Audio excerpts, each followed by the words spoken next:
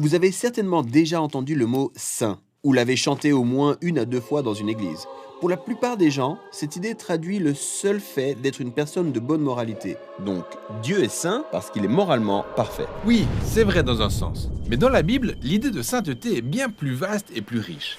Et plus concrètement, ce terme décrit le fait que Dieu est la force créatrice de tout l'univers. Il est dans l'absolu le seul être capable de créer un monde rayonnant d'une telle beauté. Autant de caractéristiques qui font de Dieu un être à part, donc le qualifient d'unique. Ce qui est le sens véritable du mot « saint ». Pour bien comprendre la sainteté de Dieu, on pourrait le comparer au soleil. Le soleil est unique, du moins dans notre système solaire, et en plus d'être très puissant, il est la source de toute forme de vie qu'on peut apprécier sur notre planète. On pourrait donc qualifier le soleil de saint.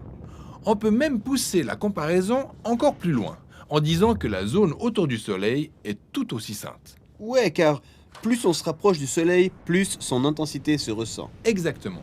Donc ce concentré de puissance et de bonté qui est source de vie se trouve être tout aussi dangereux.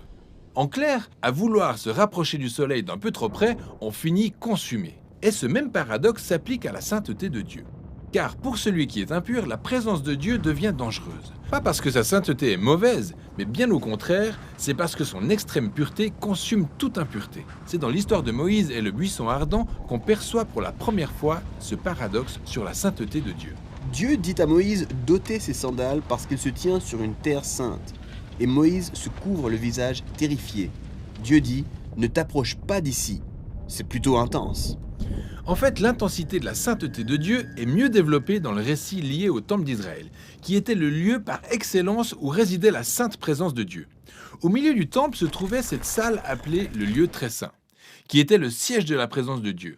Ainsi, pour tout Israélite vivant tout près du temple, ou tout sacrificateur officiant dans le temple, le fait d'être à proximité de la sainte présence de Dieu pouvait être dangereux. C'est problématique. Comment faire pour éviter ça? Eh bien, la solution donnée par la Bible est qu'il faut se présenter dans un état de pureté. Quoi? La pureté? Comme dans la pureté morale? C'est ça. C'est assez facile à comprendre, mais la Bible s'attarde beaucoup plus sur un autre genre de pureté.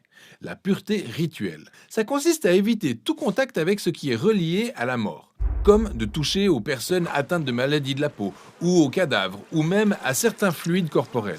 Tout cela vous rend impur. Devenir rituellement impur n'est pas un péché en soi. Ce qui est dangereux, c'est de s'aventurer dans la présence de Dieu dans un état d'impureté. C'est pourquoi Dieu a donné aux Israélites les instructions très claires pour identifier les différents états d'impureté, ainsi que les étapes de purification leur permettant de retourner à nouveau dans le temple. C'est bien ce dont il est question dans le livre de Lévitique. Exact. Mais ce n'est pas tout. Ce principe ne cesse de se développer. Beaucoup plus tard, dans les Écritures, on découvre cette histoire super intéressante dans le livre du prophète Ésaïe. Il a cette vision étrange où il se trouve dans le temple, et directement dans la présence de Dieu, ce qui le terrifie complètement. Oui, il connaît les règles. Il n'avait même pas le droit de se trouver là. Alors il craint pour sa vie. Ensuite, il y a cette créature très étrange appelée Séraphin. Pour être étrange, elle est vraiment étrange comme créature. Absolument. Elle vole dans sa direction avec un charbon ardent, puis touche les lèvres d'Ésaïe avec cette braise et dit un truc vraiment bizarre. Ta faute est enlevée, et ton péché est expié. Donc, cette braise a en quelque sorte purifié Ésaïe? Oui, c'est étonnant. Parce qu'en principe, quand une personne touche quelque chose d'impur, son impureté lui est transférée.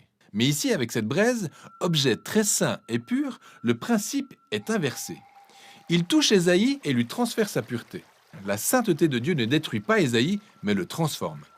Et les implications de cette inversion sont tout simplement énormes. Mais on a un autre exemple, cette fois avec Ézéchiel, un autre prophète. Il a cette vision dans laquelle il se tient debout dans le temple et voit de l'eau ruisseler sur le sol. Puis cette eau se transforme en un courant, qui devient ensuite un grand fleuve qui se répand dans le désert en faisant germer sur son passage toute une haie d'arbres verts avant de se déverser dans la mer morte, pour redonner vie et vigueur à tout ce qui s'y trouve. Ainsi, au lieu de devoir se purifier avant d'aller au temple, ici, c'est la sainteté de Dieu qui jaillit du temple pour purifier et redonner vie aux choses.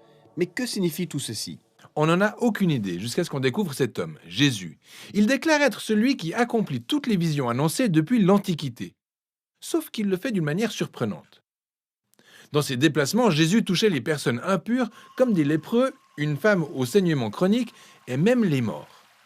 Et lorsqu'il les touchait, au lieu de voir leur impureté transférée à Jésus, c'est plutôt la pureté de Jésus qui leur était transférée, guérissant ainsi leur maladie. En fait, Jésus est comme cette sainte braise de la vision d'Ésaïe. Exactement. Et Jésus déclarait être l'incarnation de la sainteté de Dieu et que ses disciples et lui étaient désormais le temple de Dieu. Ainsi, à travers eux, la sainte présence de Dieu se répandait dans le monde, apportant la vie, la guérison et l'espoir.